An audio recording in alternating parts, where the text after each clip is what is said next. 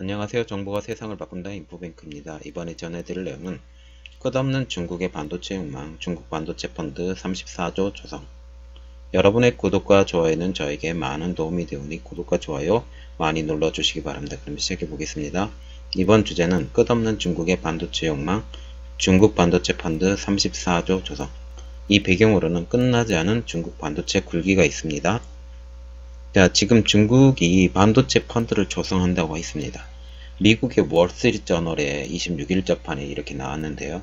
중국이 총 289억 달러, 중국 돈으로는 2040억 위안, 한국 돈으로 33조 9430억 원, 그래서 약 34조 원의 규모의 반도체 펀드를 설립한다고 하는데요. 이것은 22일 날 조성이 됐어요. 이 조성이 된 펀드에는 국영 담배회사, 중국개발은행 등 중국 정부의 지원을 받는 기업들이 참여하고 있다고 하는데, 펀드의 주체, 아까도 중국은행이고 담배회사고 그렇기 때문에 중국 정부의 전폭적인 지원 하에 만들어진 기금이다. 말하자면 중국에서 완전히 몰빵해준다, 이렇게 보시면 됩니다. 이렇듯 반도체 펀드를 만드는 이유가 있겠는데요. 미국 월스트리트저널에서 이렇게 분석을 했어요. 이 반도체 펀드는 미국으로부터 기술적으로 독립하겠다는 중국의 결심이 보여주는 것이다. 기술 분야의 글로벌 리더가 되겠다는 야망이 있다 라고 말을 하면서 한국도 이것도 넘어보겠다 라고 보시면 아주 정확합니다.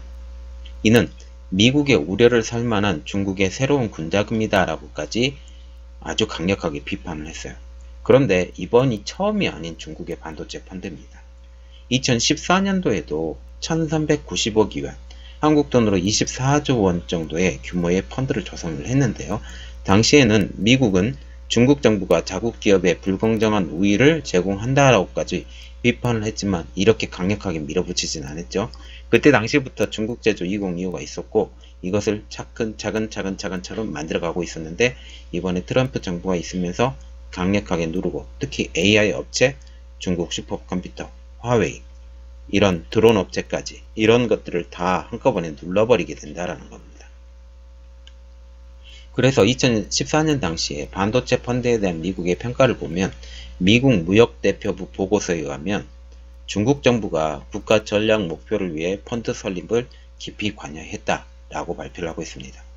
그런데 이번에 펀드 발표가 기가 막혔어요. 왜 기가 막혔냐? 1단계 무역 합의에 도달한 후에 발표한 내용이라는 거죠. 1단계, 2단계로 넘어가면서 가장 첨예하게 대립되고 있는 게 보조금 지급이죠. 보조금 지급과 기술 탈취, 기술의 지적재산권 인정, 이런 것들 있잖아요. 이런 것들을 가지고 우리는 타협하지 않겠다라고 그렇게 보면 됩니다. 그래서 2단계 무역 협상에서는 중국 제조 2025를 포기하지 않겠다라는 거예요. 말하자면 기술의 탈취도 더 있을 것이고 기술을 더 사올 것이고, 그리고 또한 반도체는 포기하지 않을 것이고, 그런 것들이 다 포함이 되어 있다는 겁니다. 그러면 반도체 펀드에 대한 반응을 보면 그렇지 않아도 골이 깊은 미중 무역 분쟁의 새로운 논쟁거리가 될 것으로 지금 보여지게 되는데요. 미중 무역 분쟁의 새로운 불씨 가능성이 점점 불타오르고 있다는 겁니다.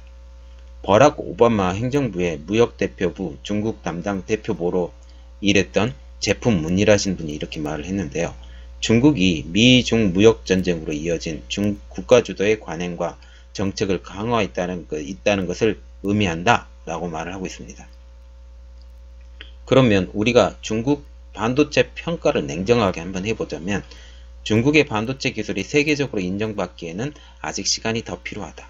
월스트리트 저널에 의하면 2014년 조성된 기금의 지원을 받은 업체들에서 반도체를 대량 생산하기 시작을 했지만 여전히 한국의 삼성전자와 같은 업계 리더들에게서 뒤처져 있다.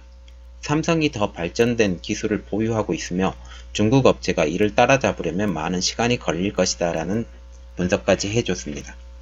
그러면 왜 중국이 반도체를 육성하고 있냐 라고 보면, 중국의 반도체 수입 의존도가 원유보다 높다라는 겁니다.